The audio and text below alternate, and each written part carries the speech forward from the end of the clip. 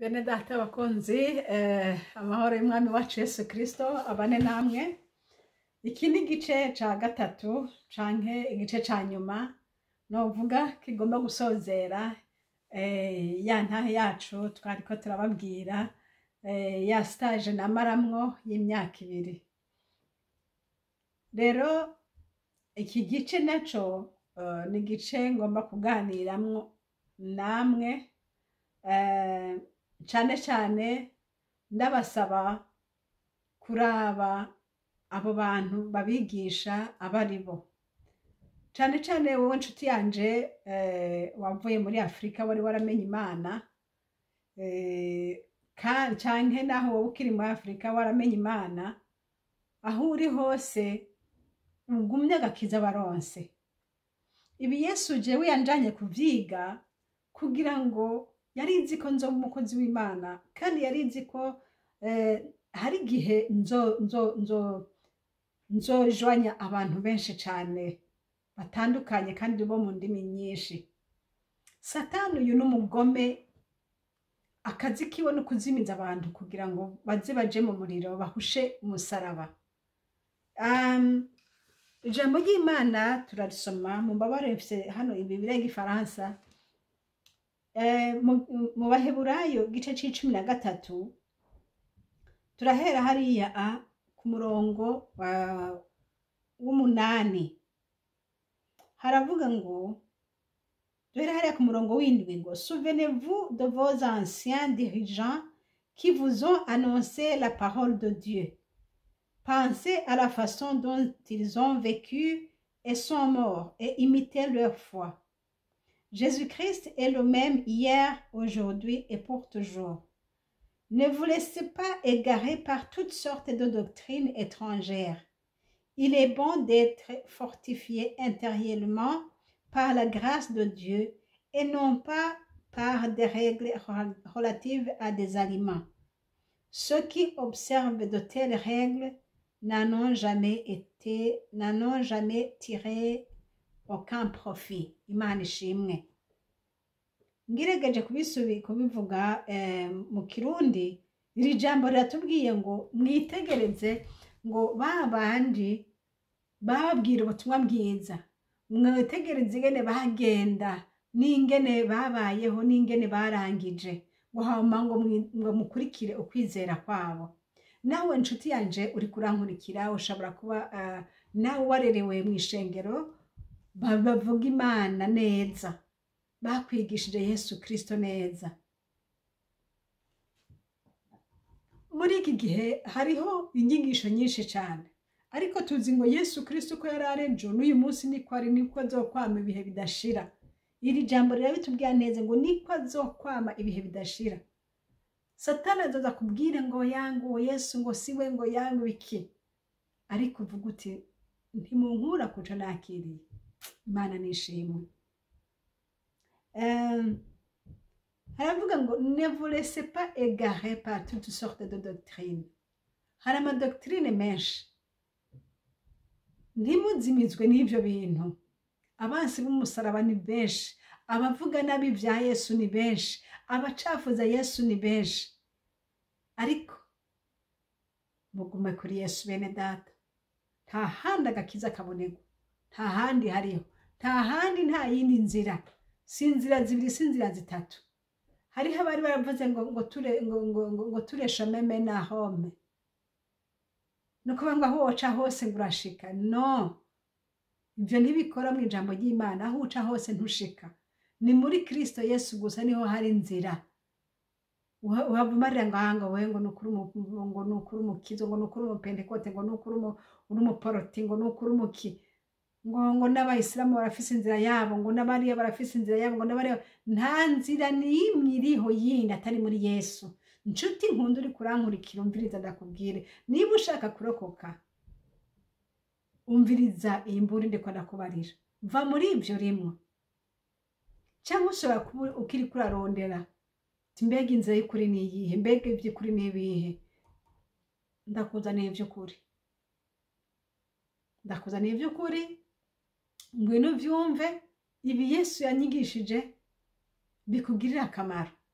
naye handi nutavyemera niba wanka kwemera nakubwira inama nakubwiye ntuzuve ngo sinakubariye inzira yawe canke ikoraniro ryawe canke abo musangiye ni hariya ikuzimu muri ya assemble nakubarira ngo assemble nini cane yari ikoraniyemwo abantu b'isinzi n'isinzi bajya bari bavuye mu bice bitandukanye byo muri iyi si bari bavuye mu madoktrine atandukanye bajya bose babonetse yuko batemera Kristo Yesu. Nawe kutemera Kristo Yesu inzira yawe niriya ubwoko bwawe ni buriya.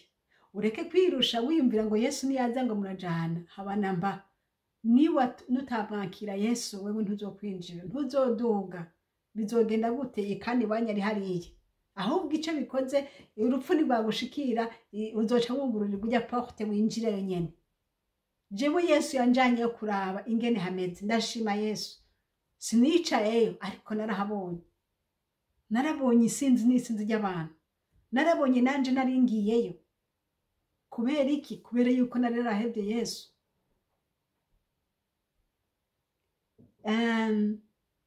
Nawe mwene data wicaye mu isengero ukicayeyo gusa ugakurikira ijambo ry'Imana ariko mu mutima wawe waranse kugururira Yesu reka kwirusha nawe nagomba nakubwire wumva ngo Yesu araje wowe ntiwibaze yuko hari ico mupfana na Yesu oya ahubwo destination yawe nayikubariye ariko biracashoboka ko uhindukira kuko iyi message yumvise kandi Imana ishimwe naho ndiko ndabivuga mu Kirundi saba abarundi bose bazovyumva saba umva rubuno rurimi bose bazovyumva iyi video ishobora kugarukira hagufi ariko ku buntu bw'Imana Imana izokugirira ukayumva mwene data ndakwinginze mu izina rya Yesu umugarukire Yesu umwizere nk'umwami n'umukiza.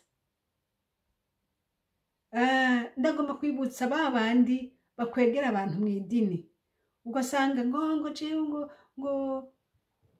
jewe ngo nsengera hariya ngo jewe pasiteri wanje ni naka ugira neza ariko mu mutima wawe uri gute mu mutima wawe ni ngwiki kuko nakwibukije yuko natwebwe twasengera mu bapanikote bambe twasengera plutôt mu isengero muri eglise yemera Yesu niho twasengera mugabo urabona Imana igiye kutujije yavuze ngo muri amajehova ngo muri kumwe n'abajehova muri iri jambo mwebwe muri ibyo mwemera ico kimwe n'aby'abajehova bemera naciye ngenda kurondera kumenya none abajehova bo bemera ibiki inshuti yanje nanje numfashe gusasangura canke niba uri umujehova nanje nunsobanurire mwemera ibiki mbega namwe Yesu ntimumwemera nk'umwami n'umukiza mbega namwe ntimumwemera ko Yesu ari Imana niba mutamwemera ko Yesu ari Imana raba destination yanyu yiri hindukira mugaruke ku Mana.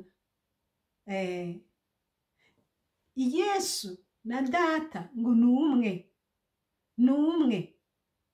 nkuko nababwiye wa muntu w'Imana yarabwiye Yesu ngo Yesu ngo twereke so bizaba bikwiye Yesu acamubwira ati umbonye ababonye data nukuvuga uwo wese agomba gusepara Yesu na data ujo abakosha ntibikunda ntibiseparika kuko Yesu yavuze ngo ndi muri data nawe ari muri jewe none niburi ari muri umumba wo batandukanye ngo iki nico gituma Yesu Kristo ari Imana.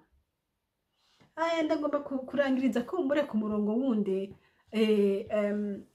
wo muri Yohana umurongo ndawukunda cyane Yohana igice c'14 hariya ku murongo w'13 na 14 turabe ingene havuga uyu murongo waramfashije igihe nariko ndiga kuraba ivyerekeye izi nyigisho kuko bo bavuga ngo none ngo Yesu ngo ntaharira ivyaha ngo ni data ngo gusa ngo harira ivyaha ngo Yesu nta bubasha afite bwo guharira ivyaha ahandi bakavuga ngo mugira nabi kuko ngo musenga Yesu ngo abasenga Yesu mwese ngo murakosha ngo musenga kutariko ariko twego tusenga Yesu kuko tuzi ko Yesu ari Imana.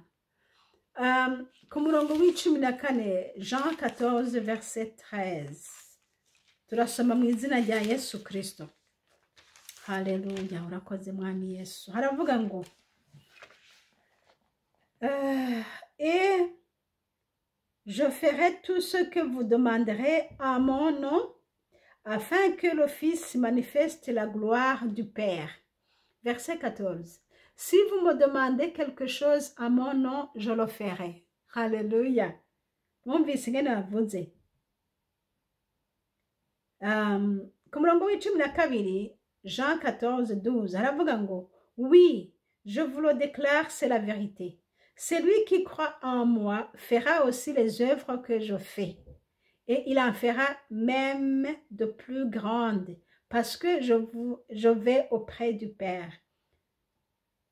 Verset 13. Et je ferai tout ce que vous demanderez à mon nom. Mba Yesu ngene ariko abwira abigishwa biwe. Iki gihe ariko arabasezera. Arababwira ati je ferai tout ce que vous demanderez à mon nom. Ngo nzokora ico cyose muzosaba mu izina ryanje. Mwumva yavuze ngo nzosaba data kibahe. Aha nibona ko yabitomoye neza ati nzogikora. Yesu nashimwe. Nukuvuga ngo Yesu arafise ububasha. Ico muzosaba mu izina ryanje. Ni Yesu yariko abivuga. Mu izina ryanje nzogikora. Haleluya. Acha aravuga ngo afin que le Fils manifeste la gloire du Père. Kugira ngo data ahabwe icubahiro. Yesu abikoze data ahabwe icubahiro. Data abikoze byose biri hamwe ntibiseparika. Haleluya. Usenze Yesu ntubukosheje. Yesu ni umwami, Yesu ni data, Yesu ni Imana, Yesu ni eternel. Haleluya. Hama ku murongo w'icumi na kane havuga ngo iki? Ngo si vous demandez quelque chose à mon nom, je le ferai. Ngo nimwasaba ico mushaka cose mu izina ryanje nzogikora. Nubu ntiyavuze ngo nimwaza ntiyavuze ngo nimwasaba ico mushaka, nimwasaba data ico mushaka cose azogikora.